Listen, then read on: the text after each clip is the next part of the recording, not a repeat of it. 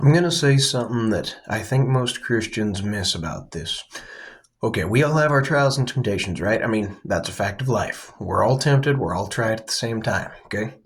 Maybe not at the same time, but you get what I'm saying. We all have our times and struggles and trials and temptations.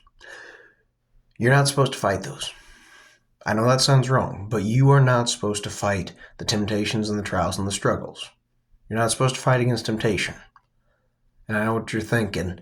Well, I thought I'm supposed to fight against temptation. Actually, if you do that, you're doing exactly what the devil wants you to do, and here's why. If he tempts you and you start to try and fight that temptation, your focus isn't on God. Your focus is upon him and upon the temptation that he's dangling before your face. Your focus is on saying, I am not going to do that. And that's what he wants. You see, here's the thing that most Christians don't understand about Satan. He doesn't care if we fight against him. His only purpose and his only goal is to get our minds and our hearts away from God. And when he does that, he knows we're weak and he knows we'll fall. Whenever you're tempted, don't fight it. Give in to God and let him fight it for you. That's what too many Christians miss.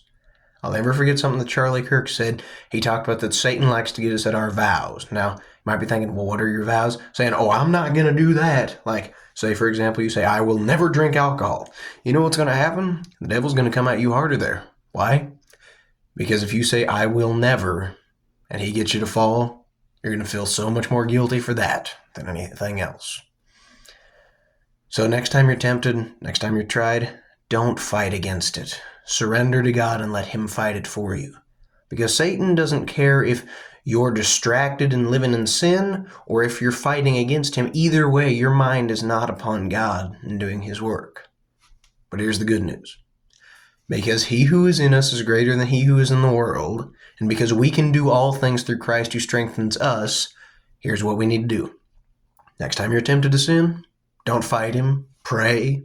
Surrender it to God and let God work through you to take your mind off the sin and fix it upon him. And let him fight the sin for you. Because fighting against sin is like someone telling you don't like red apples, and then right after that they start saying, well, don't think of apple pie, don't think of apple cobbler, and don't think of your mom's homemade apple cider. You see how it is? We don't do that right.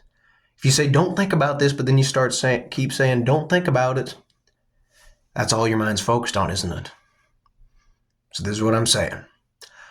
Next time you're tempted, do not fight it. Give in to God and let him fight it for you. Surrender to him, let him fight it for you. You cannot fight the devil on your own. You'll fall every time. But if you let God fight the temptation for you and take your mind away from the wickedness, you'll win every time. So what are you going to do next time you're tempted?